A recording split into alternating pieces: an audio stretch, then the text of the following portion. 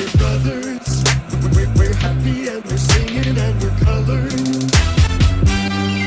Give me a high five. What's going on, you guys? It's your boy Joe Castro, aka Philly Fresco, here with my brother, my guy that made a mistake in his choices, but it's my dude, We Big know you did. It's all KJ. good. It's all good. I know you, my brother from another. He really a Cowboys fan. Don't believe him. He a Never Cowboys fan. that. Never that. But either way, we back, man. It's best of enemies, man. We here with another one. And today we're going to talk about some actual football. So we have made it through a couple months of us just talking about drafts, us talking about this and that. But now we actually have some football to talk about. I'm excited. I know you are, James. But let's just I guess start from the beginning. I guess I'll ask you, how has your training camp been going? We're only 3 actual, live days in. What's going on over there in Dallas? How are you feeling so far about training camp? Yeah, man. We're around the same time as you guys, 3 to 4 days. I think yesterday was the last unpadded practice. They hit the pads Monday, so that's going to be the exciting part. Everybody looks good without the pads. Everybody is the best thing ever. But for us, from my perspective, I feel good about the camp. Obviously we talked about on our side, the defense will probably be ahead of the offense, and that's what it's looking like right now. But I'm not going to lie, I'm really excited about the defense. I'm really excited about the speed of the defense. Michael Parsons in year 2. That's the main thing I'm excited about. I know the offense is going to, be a little bit behind, but they're, looking at Dak. Dak looks really good. He looks really in shape. Ezekiel Elliott looks good. The team looks very, I will say, I don't want to say they look like they've been really working out and staying trim, and really the program, the strength conditioning program, looks like it really works. So I'm really excited to see that part of it. And those first few days of camp was some good work. Yeah, I'm not gonna lie. When I saw it, too, you said in shape and trimmed up. When I saw your boy Tyler Smith, I did not know. First of all, I don't know why I thought he was white. That's neither here nor there. But I thought he was white this whole time. Not gonna lie. But that man is skinny. I know they're saying he's like 300 something pounds, but that man is lean. So I mean, Yeah, hey, but it's a good lean because see, here's yeah, the I'm thing. not even hating. Yeah, I can't even Yeah. hate. But that's that good training with that Duke Manyweather. That's where they put Terrence Steele with, and he really stepped his game up. He really got in shape. He really put in work, and that was led to the release of Leo Collins because of that good training. So it only made sense for them to put Tyler Smith over there with him. And if you've seen Zach Martin and Tyron Smith, they were walking ahead of Tyler Smith. Tyler Smith is every bit as big, but he just not has that meatiness. But he's still every bit as big. I think that helps him with his continued athletic ability because he's very athletic guy. I think he's ended up going to be in our left tackle, and I think that's why they're grooming him. But to see him being trim like that, seeing him really putting in the work, I'm excited about that pick. A lot of people were down on that pick, but to see him really put in the work, he's a Cowboy, he's a Dallas boy. He's really immersed himself in this, and I think he's going to be a great pickup for the Cowboys. I think that was a slept-on first-round pick. Yeah, and something you brought up earlier, when we were talking about it, was that you say that your defense seems like they're a little bit ahead of the offense, which you again said it is kind of the trend. That's kind of what you see yearly. I will say with Philadelphia Eagles fan, I'm gonna put it bluntly, man. I love my Eagles fans. It is what it is, but they wilding right now. Like anytime you hear something bad about Jalen Hurts, they're going absolutely crazy. We've been up and down. It has been up and down. I could say like the first day, I felt like the offense probably got the best of the day. But the last 2, like I said, we only really had 3 real days. The last 2, it seems like Jalen Hurts has been struggling a little bit, up and downs. But that's to be expected, right? There's so many new things happening. You got so many new players. I'm happy that the defense is starting to step up. There's so many additions to this defense that they need to step up. I've said this time and time again that if the defense is the same as last year, we're not going to be any much better. So I'm glad to see that the defense is taking the step up, getting some turnovers and stuff like that. Is there anything from your camp that you're looking at and you're kind of like, do you feel Dallas fans or Dallas Nation is overreacting to anything right now? Yeah, I feel like they're definitely overreacting to a few things. I think one of the things that I think the overreaction is Well, I don't know if it's an overreaction. I don't think we're going crazy, but I put out there about Ezekiel Elliott on my Twitter, and I said, you know what, I'm just kind of getting tired of the Zeke hate. I understood like last year he wasn't what he was. You know, he had the, but we didn't know about the injury until the end of the year, and I understood that his days may be numbered in Dallas, and I understood that, you know, maybe Dallas did overpay for him. We understand that, but that wasn't his fault. That was good negotiation by the player.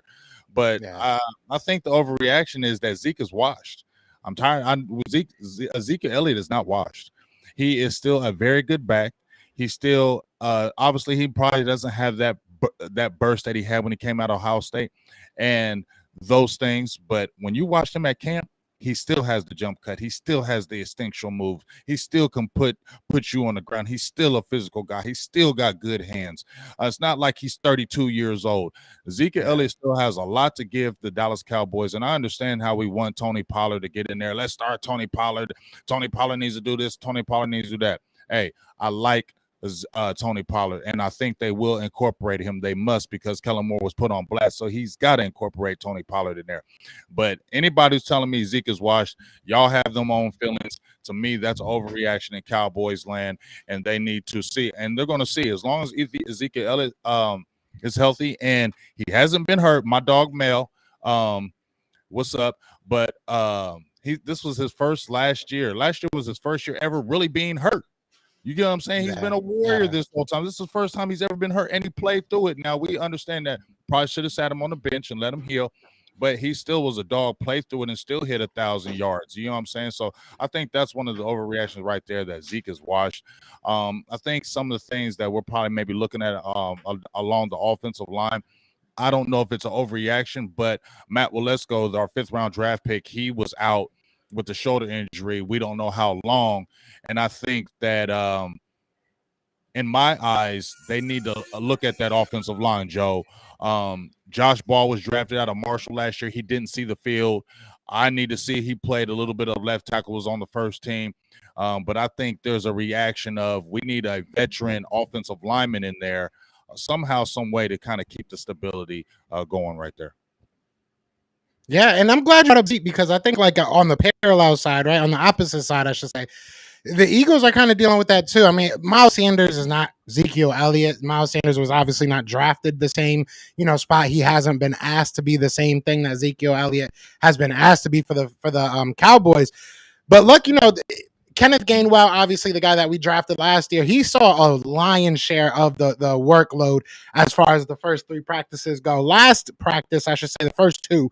This last practice, it seems that Miles Sanders was with the first team a lot more. Nick Sirianni even joked with, reporters that, hey, he's with the first team, you guys. Like, you see that, right? But it's interesting, because I said it off air, and I really do mean it. Like, I really do feel like Eagles fans are taking every single tweet they see and just dragging it. You know what I'm saying? Shout out to Spike in here. Just said I was on my Dan Silio.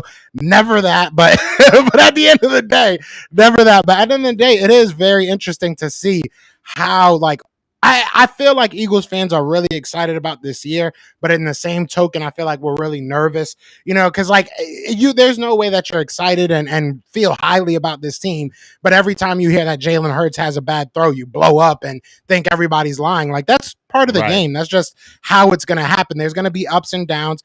There's going to be new plays. There's going to be new installs. Like, there's so many things that happen throughout training camp that you're going to have some of your falls. You're going to have some of your downfalls. So we'll see what happens. I'm hoping that everything starts to get a little bit smoother.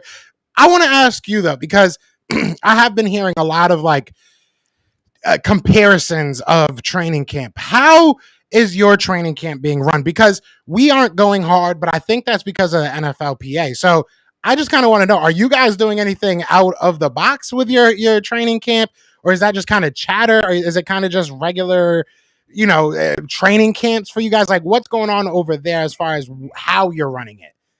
I think what they're doing is they're being cautious about it, because you got to realize that Mike McCarthy, remember, the Cowboys the last 2 years have got docked a practice day because they were being too physical at practice. So I think that's the thing that they're keeping their eyes on in these first few days. But once again, it's not pads. So you're not going to really see too many crazy things without pads. You're just really going to see just a lot of installs, a lot of red zone action, field goal kicking, inside the 20, we're seeing how we can score, those type of things. So I think it's a pretty normal camp per se, but I do think they are keeping their eyes on the physicality of it because they have got doc days because of being too physical. So I think that's the thing that they're keeping their eyes on. But from what I'm really hearing and seeing from my side, it's a pretty normal camp, and they're just really trying to get the little intricacies down with the offense and kind of get them up to speed, add in new players to the installs of what they're trying to do, and kind of see where they're going from there. Yeah, and one thing I do want to ask also, because I saw you guys talking about this. First of all, shout out to everybody in the chat already. We got 80 people in here. Be sure to hit that like, hit that subscribe wherever you are. But something I want to ask you about is this team, and you are Stephen Jones' probably biggest fan. I think that, you know what I'm saying.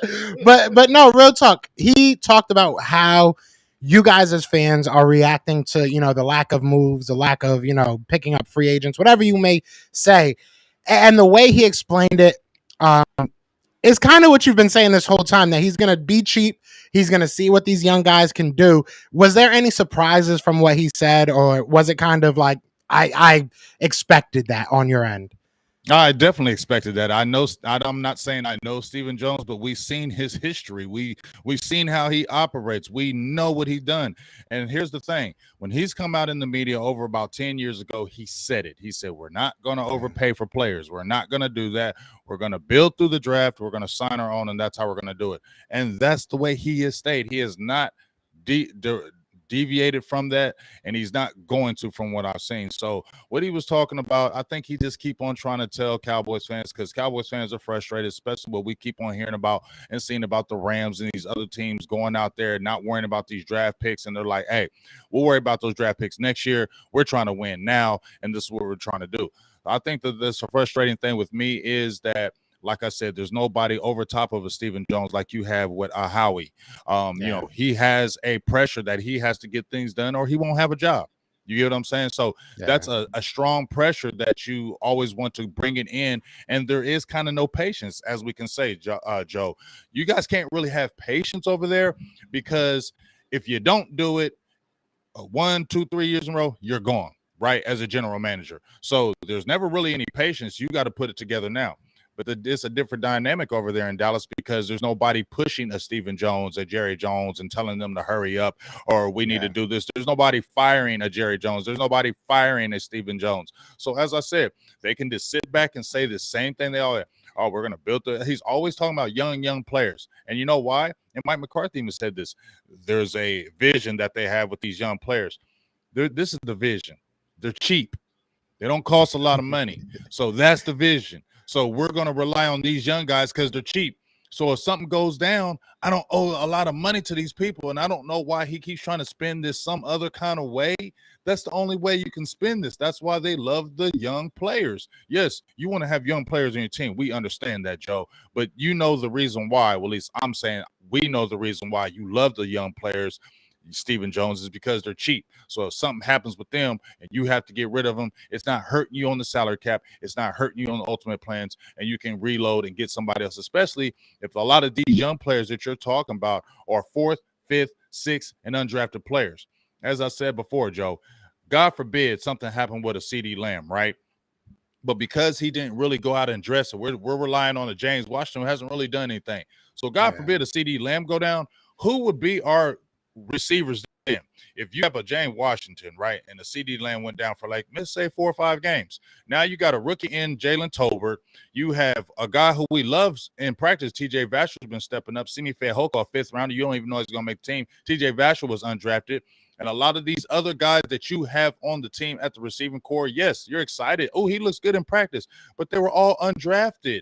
And are we really jumping in and going into the season with a bunch of undrafted receivers, a linebacking core that if our top dog goes down, now you're looking at, man, where is our depth? We're relying on young players who haven't even seen the field and maybe not even the best competition they've went against. So you're really going to throw in a young guy who hasn't seen this NFL level type of talent and think he's going to come in there and hit the ground running. I'm sorry, Joe. I just don't believe that.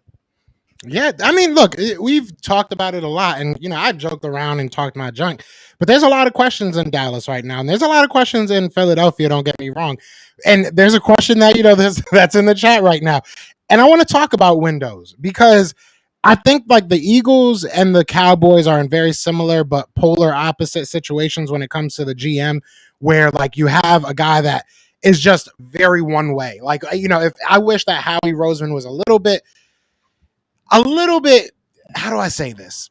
A little bit smarter with how he managed his money. Like I do feel he makes a lot of moves. I do feel he's a great GM when it comes to the cap and stuff like that. But we find ourselves, you look at, last 2 years, we find ourselves with a lot of dead money, a lot. You guys just don't spend money. So it's like the total opposite, but they're very stuck in their ways. So I kind of want to ask you right now, looking at your team, who said it? I think it was Quezzy the Great said that the Cowboys' window to win has closed. That's do not you true. feel how do you feel the window is for the Dallas Cowboys? And I'm talking Super Bowl. I'm not talking about the NFC East. Where do you think the Cowboys are comparatively to last year as far as your window goes to winning the Super Bowl? Their window is open. I'm sorry. I don't agree with that at all. Their window is definitely open. Let's look at the team right now.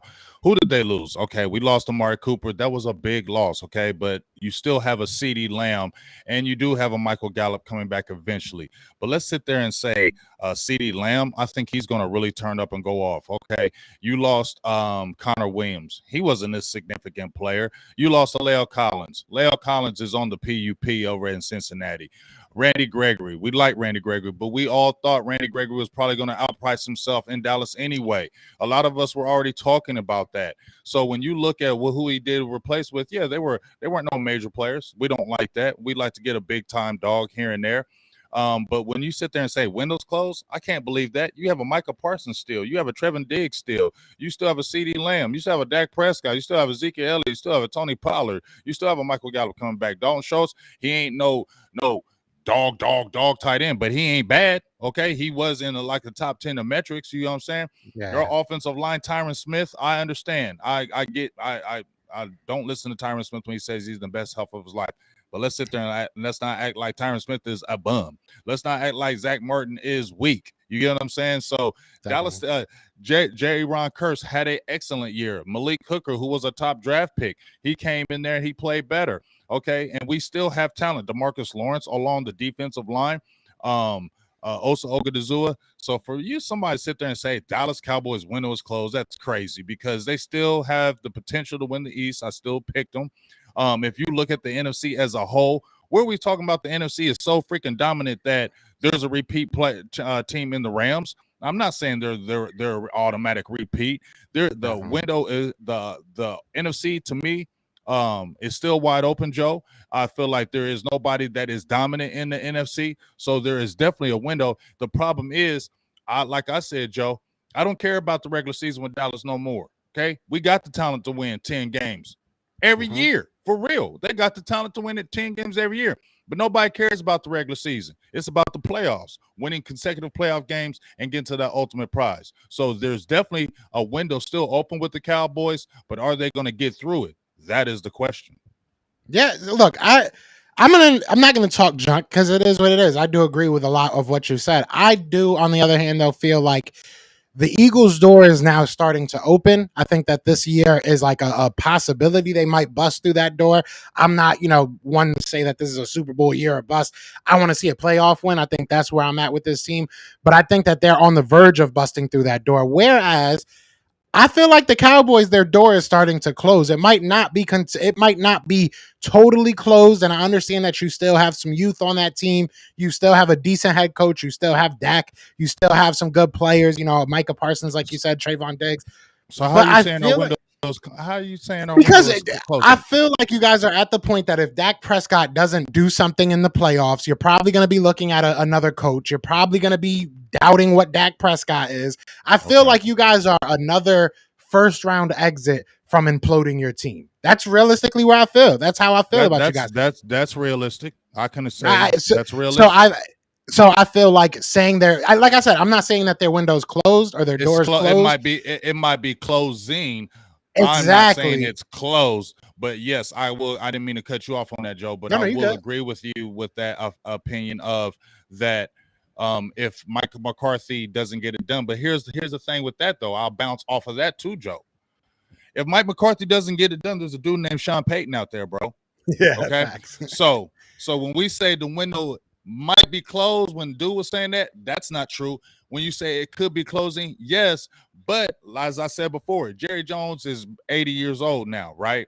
He's not gonna go and get some young guy, some unproven guy. He's not going to do that. I don't care what anybody tells me. Sean Payton sitting out there for a whole year. He's going to throw a boatload of money out there to him if Mike McCarthy doesn't get it done. And you don't tell me, Joe, that everybody from Cowboys land will be jumping right back on that wagon and saying, "Ooh, we got Dak Prescott, we got a CD Lamb, and we got a Sean Payton now." So that window may be looking closed, will look open again because you have a Sean Payton as a coach, and everybody's going to sit there and say, "Well, we're going to keep a Dak because we're not going to get rid of a Dak without a Sean Payton because we need to see how that dynamic works." That's true. That's very true. I feel like if Sean Payton is to come to the Cowboys, that might put me on a little bit of edge, but I really want to be that scared. I don't know. You I be don't believe nervous. in. You be I nervous. wouldn't be that nervous. I would be a little bit like, okay, Okay. okay, I'm gonna watch, but I wouldn't be that nervous. I just don't feel like you guys. I feel like you guys got worse, and I understand what you're saying, and I agree with you that those losses weren't necessarily the end of the world. They weren't the end all be all. But at the same time, I feel like they're going to affect you. I don't feel like everyone else getting better around you and you, even if it's marginally, getting worse is going to affect you. So like, I don't know. But I let do me feel ask like you, that. but let me Go ask ahead. you something, Joe. I'm gonna ask you about your team. You talking about windows, right? Okay. Do you know your average age of your team right now? I think we're around 25 point something, if I'm not mistaken. 25, 26, right? And you Yeah, got like 25.8 okay, ish. right. So here's the thing: you got Jalen Hurts, right? You talking about windows? Jalen Hurts still. You just said in your camp every time Jalen Hurts throws a bad pass, oh blah blah this, oh blah blah that. That's gonna be all year. He's got the Yeah, microscope under him, like Dak Prescott had the microscope on him. And when he first came in the league a couple years ago, everybody kept on saying the same thing. So he's got the microscope. So if he definitely. doesn't do it this year, or let's say he doesn't have a good year and let's say maybe regresses, okay? Where are you saying that your window is so wide open? Because you still have a young coach, right? How long is the leash for him? How long does Howie get if those free agent guys that you brought over and they don't do what they want? Well, how long is your window open? See, that's a great question. I mean, realistically though, I don't. If Jalen Hurts is not that guy, we have the assets to go find that guy. I think that Nick Sirianni has shown that he can run an offense and he can run an offense around his players. So if Jalen Hurts is not that guy, we still got a whole lot of good young players on that offense. Because you look at the offensive Okay. line, even look at the offensive line. Even you look at what Okay. you guys are going through. We're not Okay. going to go through that. Once Jason Kelsey leaves, we got a heir apparent in Cam Jurgens. Brandon Brooks just stepped out. We had an heir apparent in Landon Dickerson. Isaac Seumalo has played at a Pro Bowl level. You look beyond him, you have a Jack Driscoll that started all last year. So we have backups to the starters. We have, guys that are going to step it up. So I'm more worried about the defense when it Right. comes to, They're to older. stuff like that. Like you look at the cornerbacks, you look at the safety room, there's a lot of uncertainty, especially at the cornerbacks. I'm excited. I'm beyond the moon. Don't get me wrong. That we have guys like James Bradbury, Darius Slay, and Avante Max heading that group, but they're all over 28, right? Like, and they're not getting younger. Right. Darius Slay, I think, is on a 1 or 2 more year deal. Obviously, James Bradbury's only here for a year, so I'd be a little bit more worried about our defense having to re-up. You know what I'm saying? Than our offense. I think if Jalen Hurts isn't that guy, we're going to find that guy. And I think that, Howie Roseman has proven that he's not going to lay down for too long. You Okay, look but at, I did all right. But I'm jumping in. I didn't mean to cut you off because I'm no, hearing you what you're good. saying. So, okay, let's Jalen Hurts. You said we're gonna find that guy. So if Jalen Hurts is not that guy, are you going through the draft to find that guy because you're gonna bet on a rookie if you go that route Yeah. and putting all your stock in a rookie who's never seen the NFL, or are you gonna go out and trade players, trade picks to go get a established veteran? So where are you coming from when you say we're gonna find our guy? See, I was hoping you didn't ask that question because it's easy. It's easier said than done, James. I Mhm. mean, it's going to be tough. It is going to be tough. Quarterback is not an easy position to fill. Obviously, we're seeing that. Um, honestly, I don't know. I don't know. Mhm. There is obviously questions. Like I said when I started this whole rant, right? There's questions in Mhm. Philadelphia just like Dallas. I just feel like your questions are a lot more higher paid and a lot older at this point. Like I don't know. Okay, who's old? Who's so old on my team though right now? No, I won't say so old, but Dak Prescott's getting paid $40 million. If he doesn't but start winning some that's a bargain right now, playoffs, Joe. That's a bargain right now, Joe. So you is it can't really though? say Is that. it? It very is because you just seen all these other quarterbacks just get paid. You and But Lamar Jackson but look and at those but guys. look at Kyler Murray. Look at Kyler Murray. Okay, look at him. I'm assuming you're bringing up Kyler Murray, right? Because he just I'm got bringing that. up everybody because if True, we look true. at People Aaron are getting Rodgers, paid, but Dak has dropped in pay as far as everybody. Oh, Dak is a 40 million guy. He's got to do this. He's got to do that. Well, Aaron Rodgers and them got all that money, and what has Aaron Rodgers done? What's Aaron he Rodgers won. done? He won a What Super is Bowl. He won a Super when Bowl. It was a 2010? while ago. It was a With while. who? With who? Mike McCarthy was his coach. Aaron Rodgers Yeah, ain't did nothing. He just got big money. Kyler Murray ain't did nothing, and he no, just I got agree with big that. money. Your boy Herbert. I love him, but he ain't did nothing. And he about to get paid. So Yeah. I don't want to hear this. Oh, these quarterbacks are getting all this money, and since they got all this money, they got to do this and that. Well, these other guys just got paid and they ain't did nothing. So I don't know why we putting this all on Dak. Like he got to just do all this now because he got this money. No, he's coming into a bargain now as far as he getting paid. And I think he should still have a leash as far as being able to win games and go into a Super Bowl when you see a lot of these other guys who've got paid and ain't did nothing either. It's true. I agree 100%, especially with the Kyler.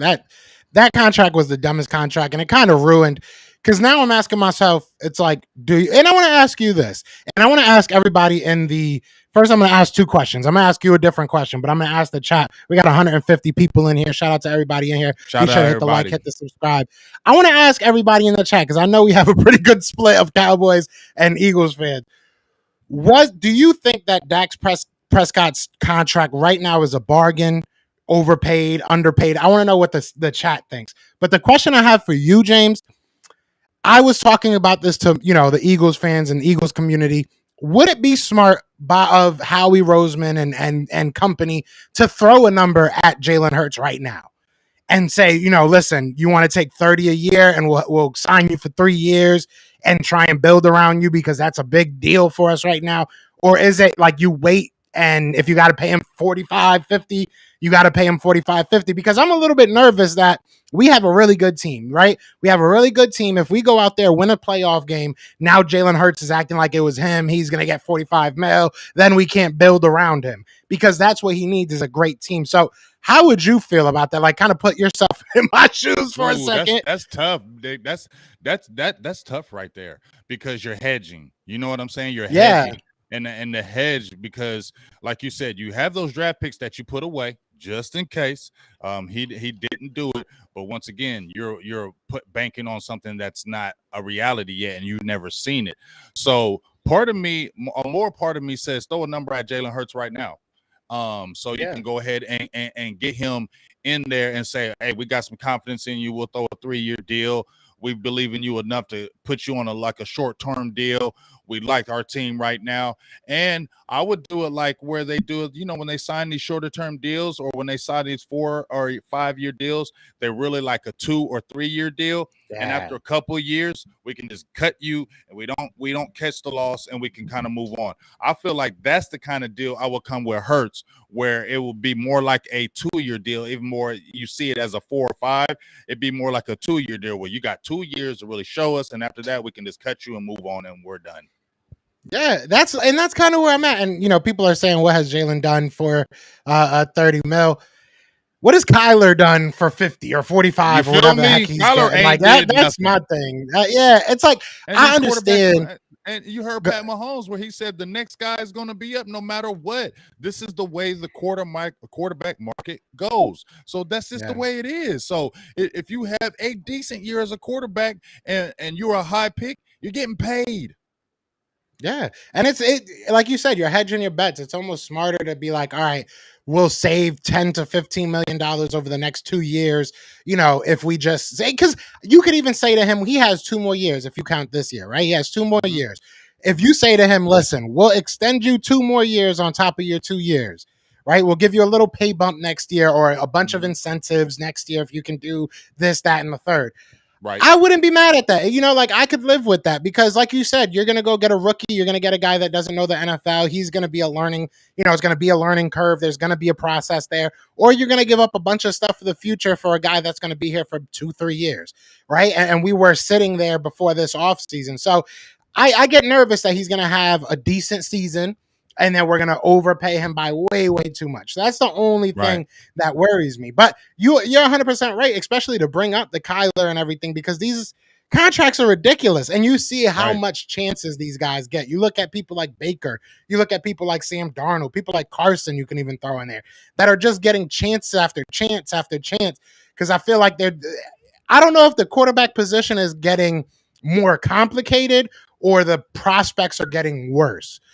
Right? Like what would you blame it on? Like, why are these people getting so much money now? Because it's the quarterback position. That's just the way it is. That's the way. I mean, you saw it when before the salary cap came out for rookies. You remember that, and you remember Sam Bradford is the one that destroyed everything because when he came out, he got that crazy monstrous contract and never played it down, and he was making more than established veterans in the league. And that's when they said enough is enough. We're not doing this anymore. We're putting a cap on this, on these rookies. They're not coming in because you had a disgruntlement from a lot of these veteran players that these guys were coming in and haven't did anything. And they're making more money than me. And I've been playing 5 years in this league, and I'm a dog. And this dude comes in as a rookie, never played it down in the NFL, and he's making more than me. Yeah, so that's always been the problem. That's why they start putting that cap on rookies, especially quarterbacks, because they always think that once you get that ridiculous quarterback, that franchise guy, it's always going to keep you in the mix. And it does, but it does to a point cripple your team in a way because you're putting all that money into one player. And that's where I can see where Stephen Jones says, well, you put all this money into one player. Now we can't pay other people to do this and that. But that's where I was saying, I was wondering, does Stephen Jones and Jerry Jones really, really believe in Dak? Because that's what he kept screaming. And even Jerry Jones was going through the building before they signed Dak to that big contract. Dak is our guy, right? Dak is our guy, right? You know what I'm saying? Before we get his money, Dak is our guy. And Stephen kept on saying, Dak got to understand we got to pay our boss. So that was on my own channel. And I was saying to my own Cowboys people, did they really even believe in him? Because they kept crying about that all the time, about not wanting to pay that kind of money to the quarterback and keep it spread out. So, it's like an evil, Joe. You feel me? Because it's like a damn if you do, damn if you don't. If you don't sign them, somebody else will. If you do sign them and they don't produce, you're like, man, you've been wasting all that money. But that's just the way the NFL is now, dog. I mean, it's for every position. One person gets paid, the next player is going to get higher paid than you. It's just what it is. Facts.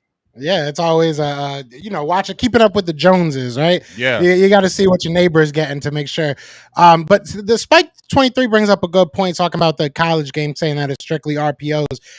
I want to ask you twofolded. I mean, I've talked to you about my job and everything, and what kind of I run into a lot is these NIL deals. I run into even on my channel. You know what I'm saying? I run into a lot of people that tell me talk to their agent, whereas a couple years ago it was like just strictly talking to players. Do you feel like the changes in college football, whether it be how they're running the system, whether it be everybody getting paid NIL deals, maybe they're not taking it as serious as before? They don't have the hunger maybe they did before. Do you think college is having something to do with maybe the lack of production coming from these quarterbacks going into the league? I think those NIL deals are affecting things because kids are coming out now like, I want to get paid. When they're coming out of high school now, they're looking to get paid.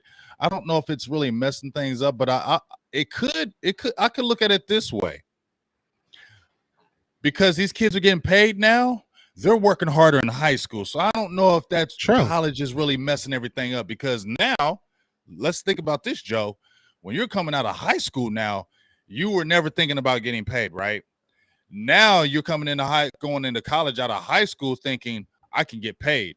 So I think these high school players, because I'm interviewing a lot of these guys, they're really going hard in camps. They're really trying to hone the craft because think about it, they want to get paid. And the better they are in high school, the probably more they're going to make in college now. That's something that they're looking at. So they're probably going to be even more advanced. So I'm not going to say that's destroying that right there, because I think these high school kids are really trying to get paid, and they're going to really trying to hone their craft while they're in high school now. They're going to take their craft even more serious because they want to get paid in college. And then obviously you're in college, you're making some money. Your ultimate goal is the NFL. So I think you're still going to want to get, once you get that taste of money, you're going to want more. Yeah, that is a fact. These kids are growing up too damn quick, though. Yeah, they are, man. It's like, bro, they freshmen in high school getting $100,000 to talk about their feel me? pizza company. Like, it's ridiculous, man. Some of the stuff I've seen, and it's like small schools too. Like, I'm telling you, the amount, and I know you see it as well because, like you said, you do the high school stuff. So, like, the amount of people that go to like Akron, State College that are getting $15,000 to talk. Like, it's insane. I'm all about it. I love it. We've been talking about this for years. How these young men should get paid for what they bring to these schools and these universities. So I'm glad that they're getting their money. Don't get me wrong, but it is a little bit weird. It is a little bit weird. People are coming out a little bit differently. Now, I do shout out to everybody in the chat. We got a lot of people in here. People going crazy in this chat. The chat is booming, man. Hey, I love it. In the chat. The chat is booming. Y'all must have missed this, and we missed y'all too. Keep on hitting that like button, subscribe button. Chat is going crazy on both sides, man. It's awesome, but that's my dog Joe, man. Yeah, facts. I love this. And somebody called me Old Man Joe complaining about the youngins. That's how I felt. As soon as I said it, I was like, yeah, that's kind of how I can't believe I just said it. Yeah, right. These young kids, man, they had to walk 15 miles in a snowstorm before. They don't know nothing about that. Exactly. So I want to stay on Windows a little bit. I know I got a little bit sidetracked. I want to talk a little bit more about our Windows, but I don't want to talk about the Eagles and the Cowboys. We aren't. I'm not going to sit here and act like I'm watching every single snap of every single, Cowboy or Giants and Washington. Right. But from your perspective, anything that you have been able to pull out, obviously we got some friends that cover the teams. Has there been anything sticking out to you about Giants or Washington? Do you think that they're maybe working on getting their window to start opening? I mean, obviously they are. Like I said, the Giants, to me, they're in rebuild mode. I'm not hating on the Giants. They're just not ready, dog. I feel like they still have to figure out that quarterback position. As long as they're in that little rut and that middle spot, they're going to struggle. I feel like, they got their defense may be better because they really went hard on the defensive side of the ball. And they weren't bad defensively last year. So I think they're going to compete in the NFC East with defense. We'll see how Saquon Barkley, how he comes back for those injuries the last few years. Is he the same type player? But I ain't gonna lie, I ain't really thinking about no Giants, Joe, and I don't think you are either. Now, let's keep it real. But Washington, I'm keeping my eye on them just because they have players. They have a defensive players. Obviously, their linebacking core wasn't the greatest, and they need to see what their secondary is about. They got Carson Wentz. They have some offensive options. I mean, they got some receivers over there. They're trying to rebuild the offensive line, but to me, it still comes down to Carson Wentz. And we talked about it, Joe. I said, we both came with, I think, 8 or 9 wins for them. I think it was 8 wins for them. But we both agree, Joe. We just don't feel Washington and Giants are really the guys this year. They're not really the teams that you're really looking at. And even with them getting Carson Wentz, Washington, to me, does not make the leap over Philly or Dallas this season. It just doesn't happen. I feel like we know what Carson Wentz is. He's going to show those colors again eventually, and he's going to go back to being the old Wentz of, back in the day. So I just feel like, you know what, it's between us and you, and that's where it's going to be maybe for the next few years, because I feel like we have the most talented rosters in the NFC East. I think that they're going to be interesting. I think Washington will be interesting. Like you said, I'm not really. I have a side eye looking at the Giants just because I am interested. I'm intrigued to see what changes will happen because I don't think Daniel Jones is as bad as he was last year. I think that the coach was kind of the common denominator with everything with that. They have a better coach, so I'm interested to see how that works out. Washington, I'm very interested. I want to beat the living, I snot know out you of, do. Washington. I hate Carson Wentz with a maybe unreasonable passion. You know what I'm saying? I That's heard so a lot of funny. people. A lot of people tell me like, "Oh, get over it." I don't care. I don't like him. Like, what I'm saying? I'm never gonna Well, like him. So okay. I never got to ask you about the Carson Wentz thing. So why do you have so much of a disdain? It's so funny to hear you Philly fans talk about Carson Wentz. It's just hilarious to me. I'm sorry. I'm eating this up because I remember when they drafted him and Carson Wentz yeah, can do no wrong in your Philly yeah. eyes and Philly. Carson Wentz was the best thing. Now y'all just hate Carson Wentz. And it's just so funny to hear and listen to. So I need to hear Joe Castro's reason. Why the disdain for Carson Wentz when y'all loved him so much? Well, you just said it. You literally just said it. If you constantly have your boys back, right? You constantly go out there. Somebody's talking junk about your boy when he's not there, and you're like, nah. Like imagine it's me, right? And you're like, Mhm. nah, man. Joe's a good dude. Joe works hard. Joe goes out there. He's talented. Like he's great. I love that dude, man. He can do no wrong, right? And Mhm. then imagine you need me, and I quit on you. That's how I feel. I feel like I consistently had his back. I consistently, said that he was better than Dak Prescott. I consistently argued with you guys about, what Carson Wentz is and was going to be, and he just quit. He gave up on Philly. He gave up on the team. He gave up on himself. He gave up. I'm trying to think. I think he's a vegan now. He gave up on meat. He gave up, like, you know what I'm saying? He gave up on everything. I have no respect for that type of person that can just hide like that. He didn't say anything. If he would have came out, I'm dead honest. I'm so serious when I say this, James. If he would have came out a week before he got traded and said, "I don't want to be here. I Right. don't like Philly. You guys, I don't like how you treat me. I don't like how the fans act. I don't like Howie." Whatever he wanted to say, just tell us something. He literally didn't talk to us. He didn't say anything. He just left us on red. People are tagging you. People are defending you. I got into so many arguments. Once I was over the whole Carson Wentz situation, I was like, whatever, just let him go. You know what I'm saying? I got into so many arguments that were like, we should go out there and roll a red carpet out. We got to make sure he's happy. He did this for us. He did that for us. And he just gave up. He just gave up. So I have no respect for that type of person. I just don't. I have no type of respect as a man. You know what I'm saying? As a player and what he did for Philly, like the 2017 season was big. He was a huge part of that. We Mhm. probably don't win the Super Bowl if he was not our quarterback during Mhm. that season. I'll say that I'm blue in the face. But he quit. He quit on us, so I quit on him. That's that's it. You quit on me, I quit on you. So that's the long and short of it. I'll never have respect for him. And then you're in Washington now, so it just doubles down. Like when I love Corey Clement, but when Corey Clement went to Dallas, like his cousin, I'm friends with his cousin. You know what I'm saying? And his cousin actually sang the national anthem at the game between the Cowboys and the Eagles. I Right. think on a Monday night or something like that. I hate the guy. I was talking mad junk about Corey Clement to his cousin. Like, I don't care. He's not an Eagles fan. He's not an Eagle no more. So if you're not an Eagle no more, I'm talking junk. So yeah, that's I know that's a long-winded answer, but No, it's Carson good. just I wanted to quit. hear all that. I wanted to hear Yeah, all that because I'm I good had on to it. hear that Carson quit. reason. And so, see, when I listen to the chat and listen to a lot of your Eagles fans, I hear a lot of them saying the same thing that he quit. So Mhm. we hear at Indy he did the same type things. So I'm sorry. That's why I guess I don't fear Washington, even though they got better at the quarterback position because he's the most talented quarterback they've had in a while. Yeah, But what they say, the leopard spots, something like that. What's it? Something that once his spots are one yeah, I know. thing. I forget You, the you know, saying, but yeah, somebody I get know what that you. saying.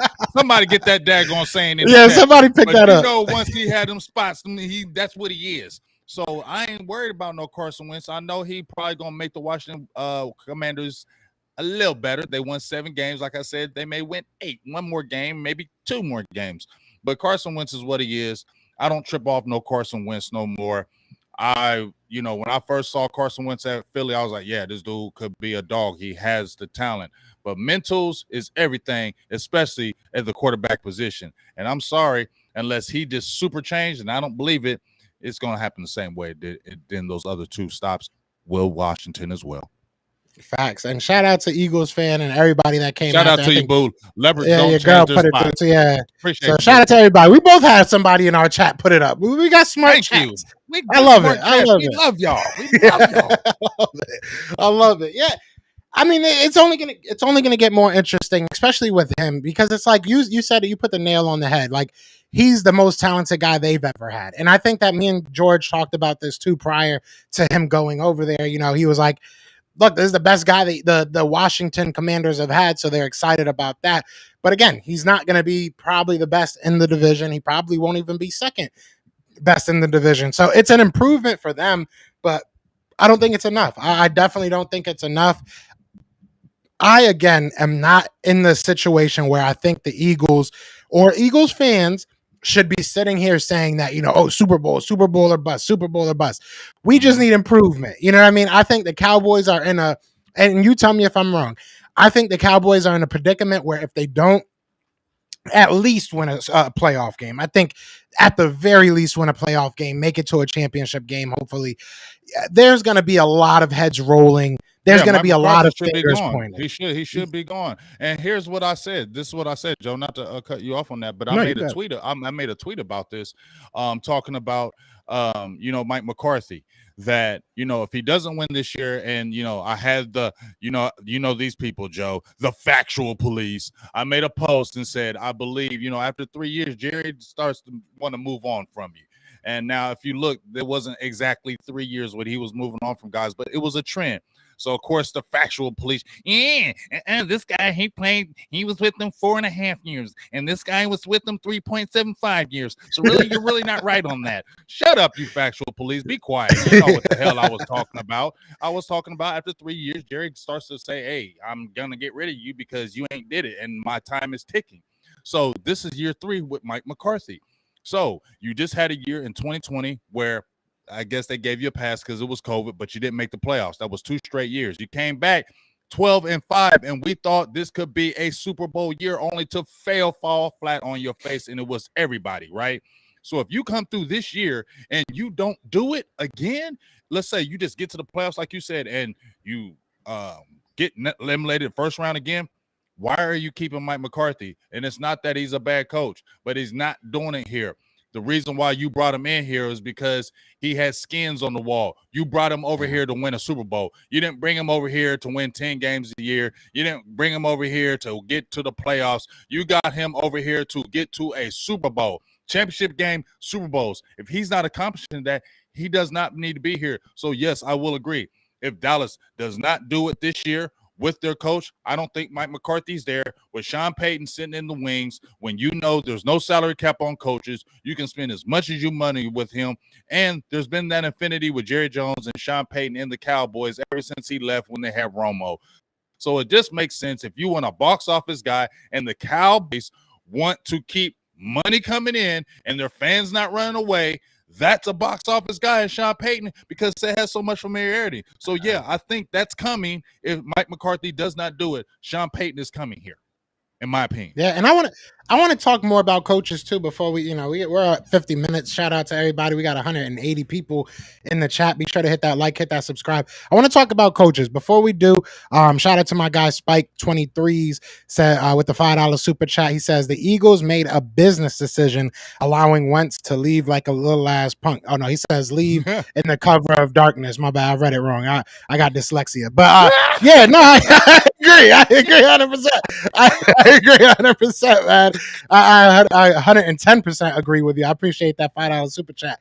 But I do want to talk about our defensive coaches because the Eagles and the Cowboys are in very, I don't want to say similar situations, but very close to similar. They're kind of alike.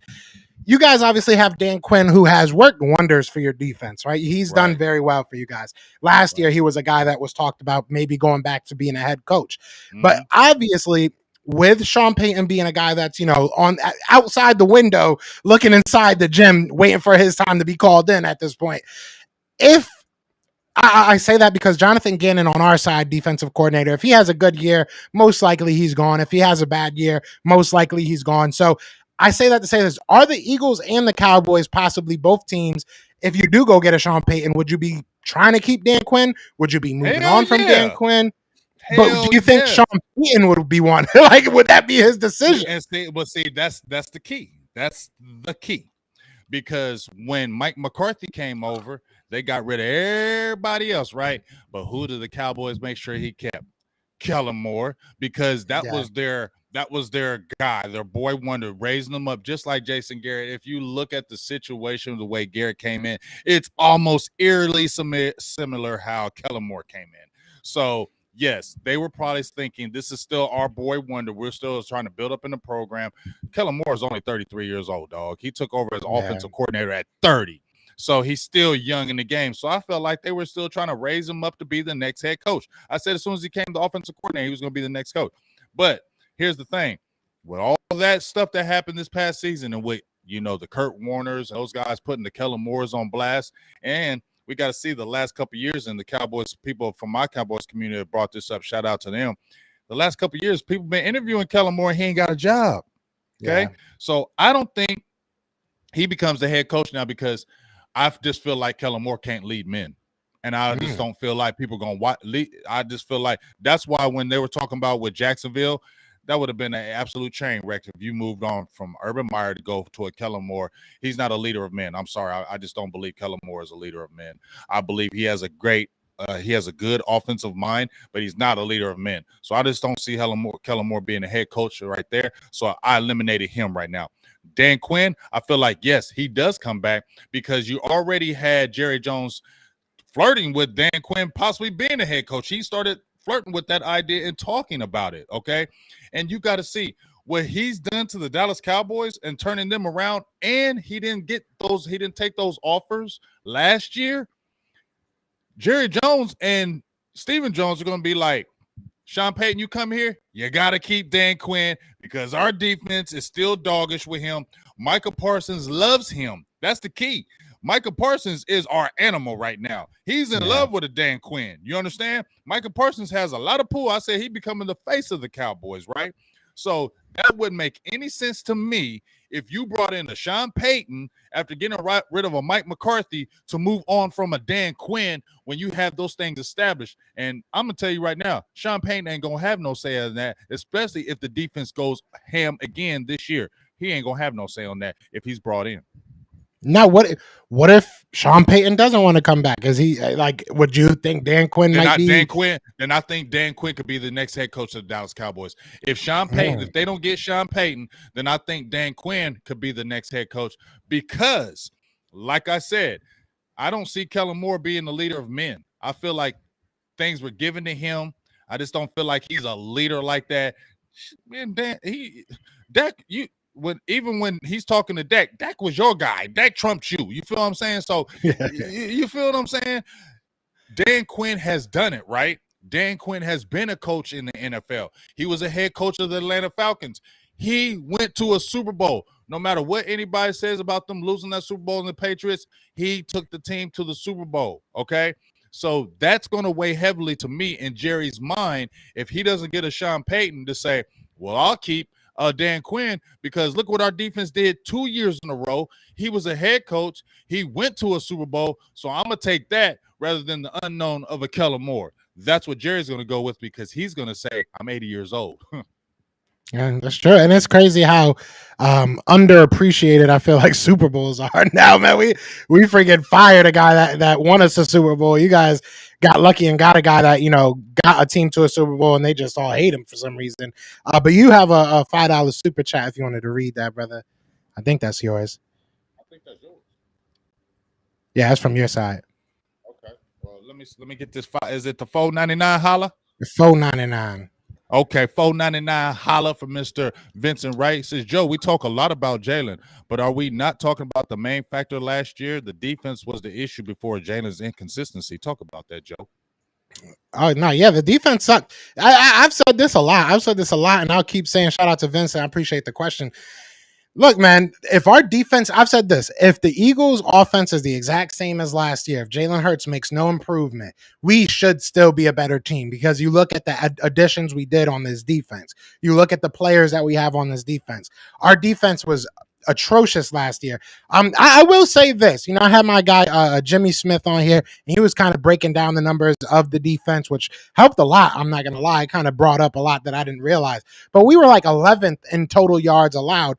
And if you look at that from the beginning, it almost sounds impossible because we were giving up so many yards, so many plays, so many, such high number of completion percentages to these quarterbacks. That is kind of crazy that we ended up close to top 50, close to top 10 in that category. I won't talk about many other categories because we weren't that good there, but we have to get better on defense. If this defense does not get better, it doesn't matter how good Jalen Hurts gets. It really doesn't, So I think that's 100% right. And I think that's a great point to bring up. And a lot of people need to start looking at that.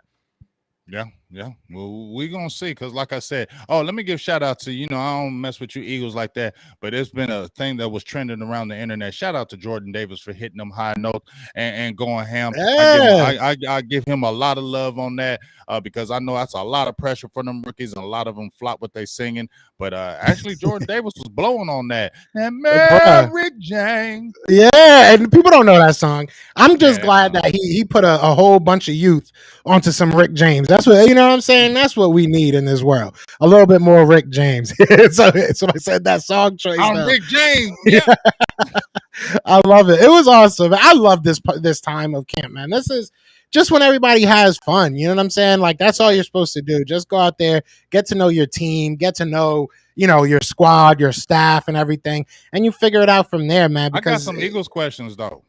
Yeah, go ahead. Because you be hitting me with them Cowboys questions. Yeah, Cowboys I have a million questions. I need to know. I need to know though too. I think you were talking about the chat. I mean, on your Twitter about Hassan Reddick. He's gonna be dropping in coverage. What's the plan for Hassan Reddick? How do y'all feel about him? Y'all brought him over. And a Bradbury. Kind of give me your thoughts about how those guys maybe have looked in camp, and what's your kind of plan for him?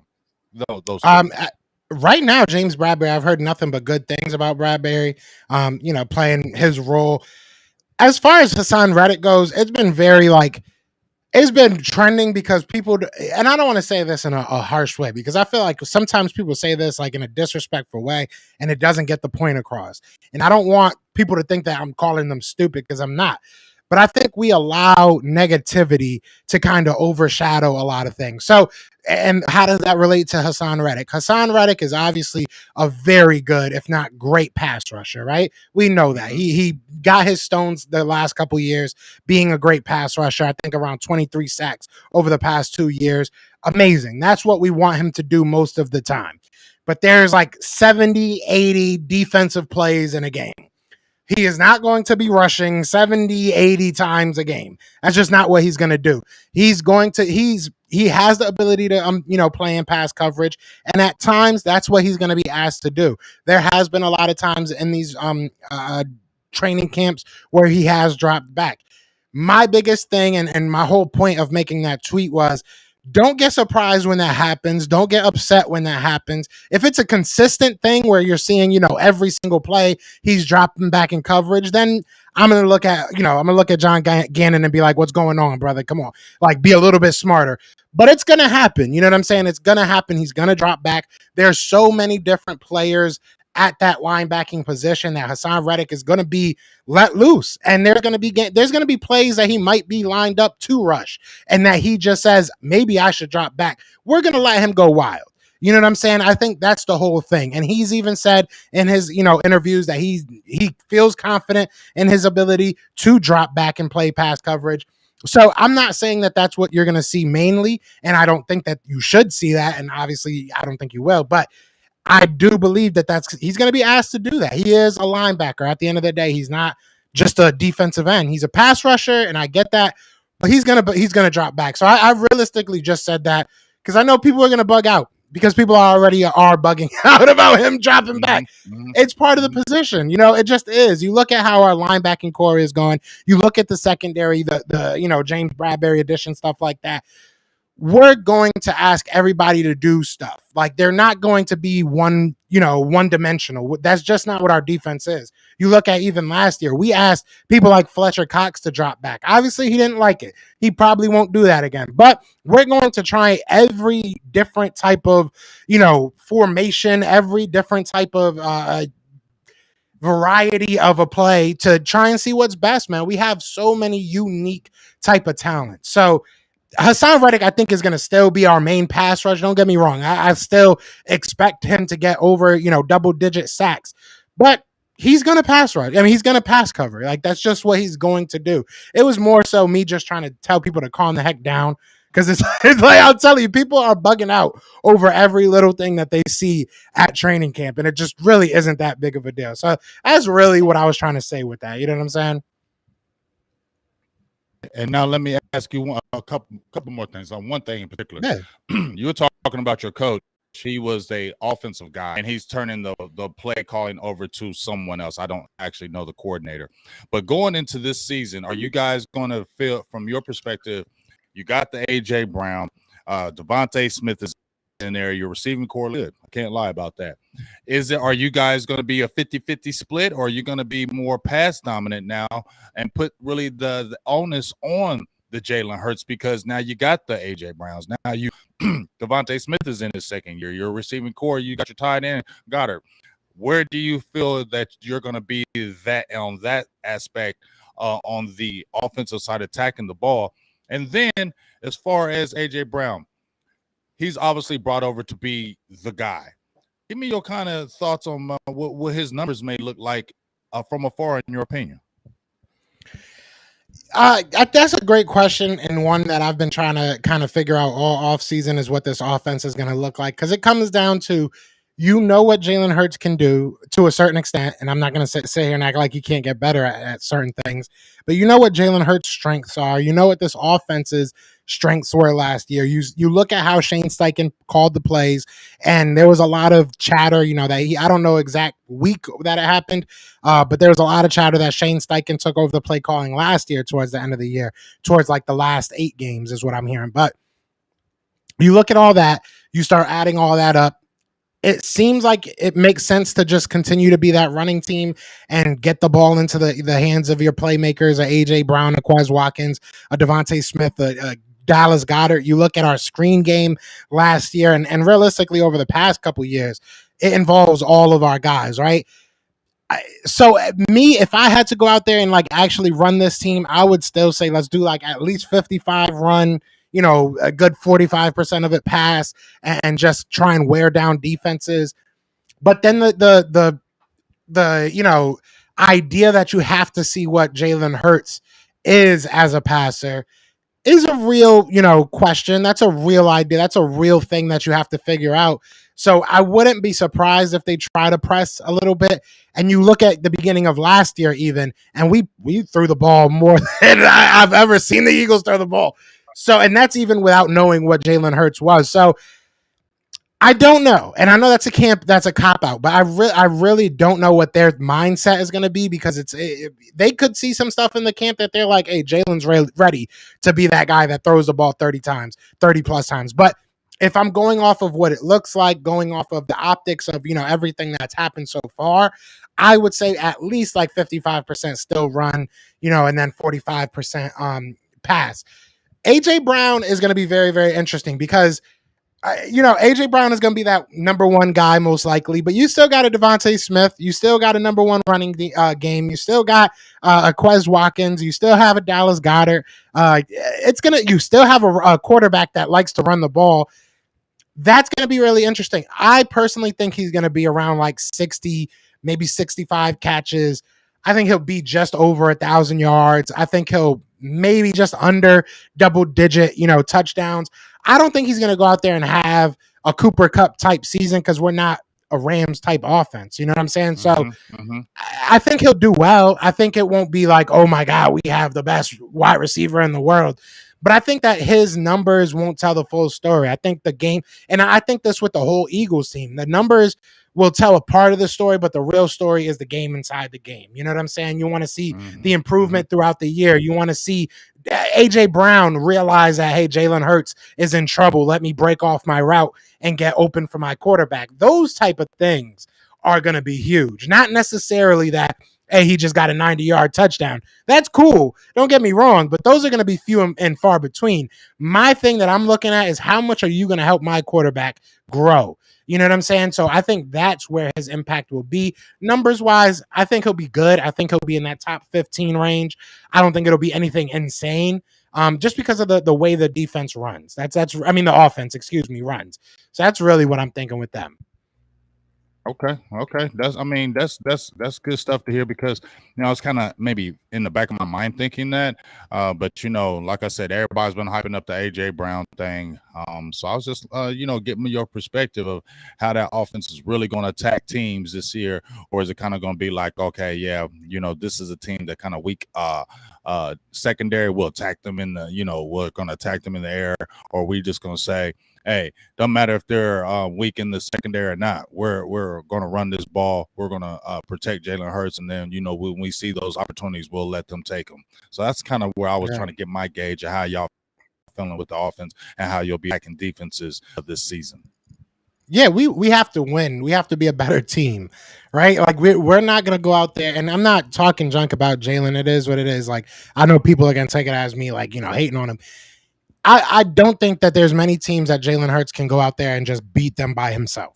And I think that that's unfair to ask any quarterback. I don't even really care who the player is, right? Tom Brady's with a whole bunch of all-stars around him at this point. So I at the end of the day, you need a team to win. I just think that our team is built very, very well, and I feel like he's at a certain extent house money. Like to a certain extent, he's just, if he's great, the Eagles are in great position. If he's good, the Eagles are in a very good position. If he sucks, the Eagles got to figure out what they're going to do at quarterback next year. But like, he doesn't have to be amazing. We don't need him to be Dak Prescott. We don't need, like, I think and I hate to keep bringing up the Cowboys, but it's the easiest comparison. But see, here's the thing though, Joe. I've said it before too. Dak Prescott is better when it's balanced in Dallas. I don't want Dak Prescott throwing 40, 50 times, 400, 500 yards. That's all great. That don't mean that equates to wins. Okay. Yeah. So that I don't like that. I like when there's a balanced run game. I like when Dak is throwing around 25 to 30 times. Okay. And I like when that run game is getting about 25 to 30 times on the ground. That's when the Cowboys offense is more effective. That's when the Cowboys offense is better, in my opinion. When we don't have to have Dak chucking it around everywhere. I just don't feel like it takes away from our offense, in my opinion. And a lot of times seems like we lose those games when Dak's got to throw 50, 60 times. I don't like that. So, yeah, I always want to keep that balance. And I would think that would be the same thing with Hurts when you're still trying to bring him along. Exactly. Yeah. And I think that that's a lot of teams' idea, right? It's like, let's just keep the other offense off the field. Like, I think that should be everybody's game plan. Like, I'm not trying to have to deal with a bunch of, pass interference calls or this or that. Like, let's just stay on the field. Let's run this ball down their throats and see what happens. Like, the only thing that it comes down to is you need a defense that can make enough stops that your offense can get ahead. And you know what I'm saying? Actually do that. So that's where our defense comes in. That's why I say our defense needs to be better. Shout out to Vincent Wright. So he's just going between chats, sending $5. Shout out to Mike. I love it. Shout out to Vincent Wright. He says, for Joe, the offense will look similar to Indy's heavy play action, a lot of short passes, heavy run. Yak will be the key in this offense. I couldn't say it any better. I mean, you look at what Nick Sirianni did with his with Phillip Rivers in the last year. It was a lot of, getting Jonathan Taylor going after he left. But, you look at what he was able to do with Phillip Rivers, it was putting a lot of things right in front of him. And I think it's very similar when you look at Jalen Hurts. You need to put the stuff right in front of him. And then shout out to Jersey Boy with the $5 super chat. He said, if Hurts improves accuracy, anticipation, third down the red zone, that's a lot. His numbers will. Yeah, I know, right? When I was reading, I was like, damn. if he got a better haircut, you know what I'm saying? But he's not wrong. Jersey boy, you 100% right, man. Third down, red zone, those were really, really big. Anticipation gets clouded as lack of arm strength, or he has a noodle arm, but I think anticipation is really the problem. He said he can have stats like Murray in the Arizona contract. Man, that's what worries me. And I don't know if you were here earlier, Jersey. We were talking about Yeah. that. Yeah. That's what worries me, is like if he does go out there and put up regular number. I don't think Kyler Murray has done anything special outside of having Bro, Devontae Adams. you feel me? I mean, I'm sorry, you excuse man. me, DeAndre Hopkins. Right, bro. Like, I'm sorry. That's why when we had the quarterback ratings, Kyler Murray was not in no top 10 for me. He was. They got a lot of hype around Kyler Murray, and I just don't see that hype. I think he's a good quarterback, but the way they hype this dude, I'm sorry. I just can't give it to him. I don't think Kyler Murray is that type of guy. And he can get mad and get offended all he wants to. This is my opinion. I don't look at Kyler Murray like he's all that.